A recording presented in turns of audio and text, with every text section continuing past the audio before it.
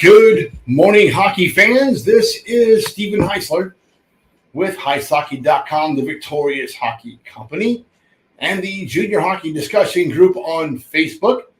You are watching the Junior Hockey Morning Show. We are on the World Sports Broadcasting Network, WSBN.TV, Facebook, X, YouTube. Today, wherever you are, hope that you are enjoying your morning coffee, enjoying your morning. Maybe you're in the afternoon watching from your office, wherever you are. Hope that you are enjoying the off-season, last really weekend of the real off-season. All hell breaks loose this time next week. And we're off to the races. Today's show, if you watched or read the HeisHockey.com article for this morning, you know I'm hot as a firecracker, like 3 days in a row. Why would hockey coaches tell players to drop advisors? I want to scroll down on my computer so I can see. I want to make sure I get this right today. So, got an email yesterday. A parent, we've been talking to you for a few weeks about advisory services for his son. And the son proceeds to tell the father that coaches are telling these kids that if you have advisors, drop them.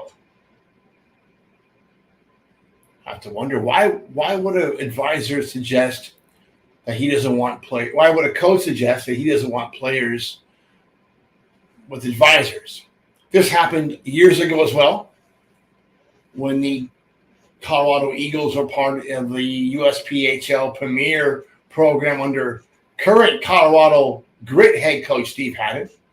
He would actually told one of our clients to drop us as a company because he didn't like players with advisors. He didn't want to talk ever to advisors. When the Colorado Grit were announced last year, I knew this was one of Steve's problems with advisors. So I told a few other advisors what he had done before. And soon enough, they were all informed by the same situation that this guy talks crap about advisors all the time. So when it was easy for me to understand going into last year that the Colorado Grit were not going to be a very good hockey team. I think they won 12 of 60 games, end up in last place behind a team that doesn't even have a practice rink to skate in. You have to travel out of town to practice. That'd be the ice rinks. So let's go through the top 10 reasons a coach would only be interested in players without advisors. I'm actually going to read this morning. We're trying to avoid reading things for you for the last few months, but I'm going to read this to you line by line. One by one. Number one, players without advisors are easily manipulated. Absolutely. It's easy to tell a kid something if he doesn't have any another opinion of where he's at. Some coaches don't like the idea that the player might have an opinion to bounce off somebody else. Number two, players without advisors will easily fall for the bait and switch. Happens every year. You get asked to play for one team, and all of a sudden you find yourself on another.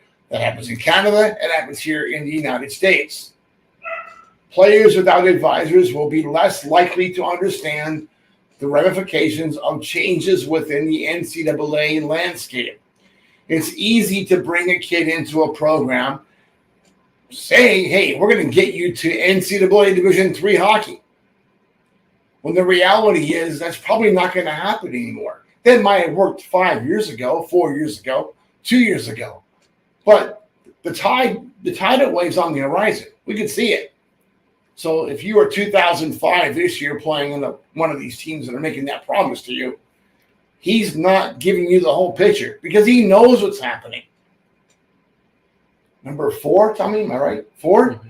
Players without advisors will not question the difference between spoken and actually written promises. Coach can tell you everything that you want to hear. He can whisper in your ear about sweet roses and honeysuckle and all these things that he's going to do for you once you play for his team.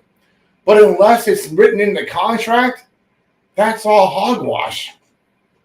Rarely are spoken promises made true. Next,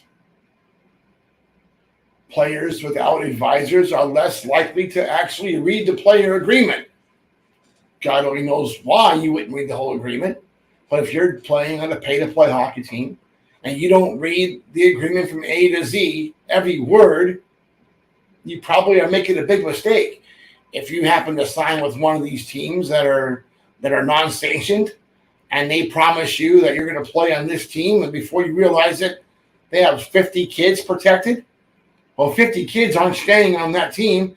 They'll be off to a lower level team or sold off to a lower level team.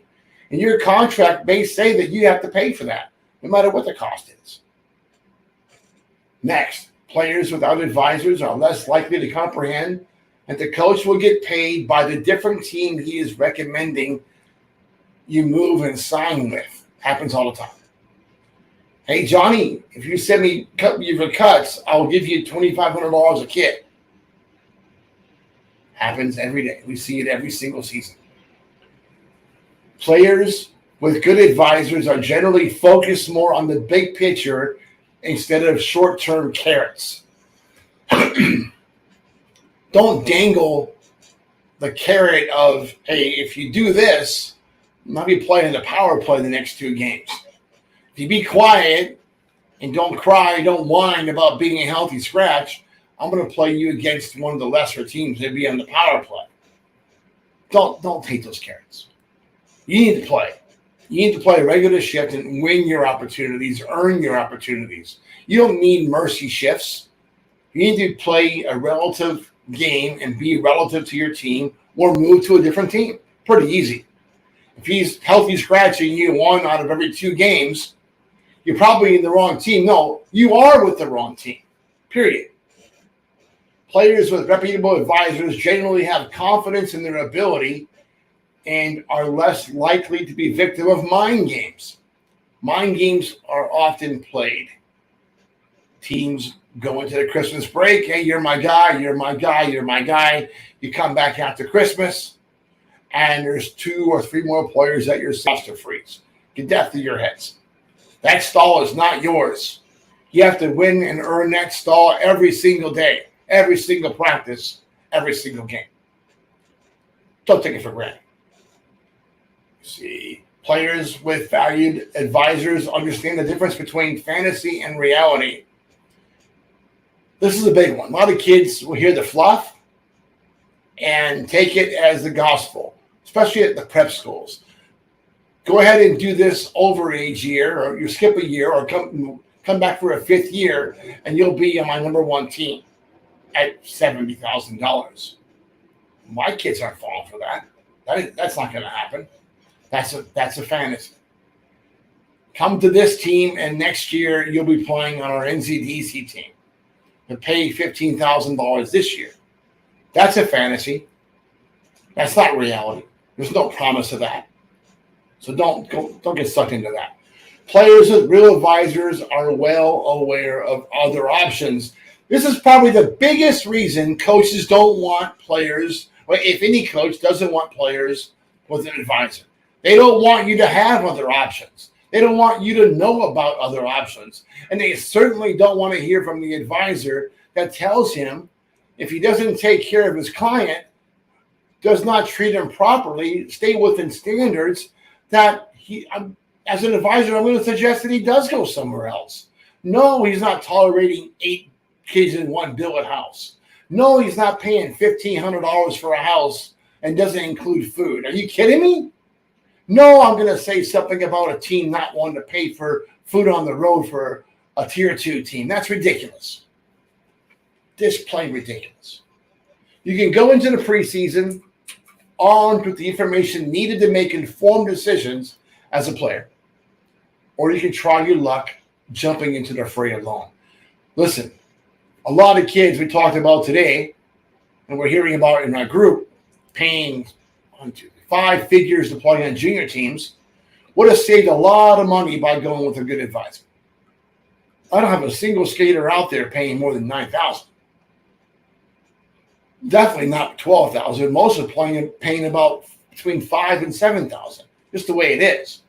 So if you're paying a lot more than that, you probably needed a better advisor. All right, that's it for today. Hope that you enjoy your morning coffee and have a great day in hockey.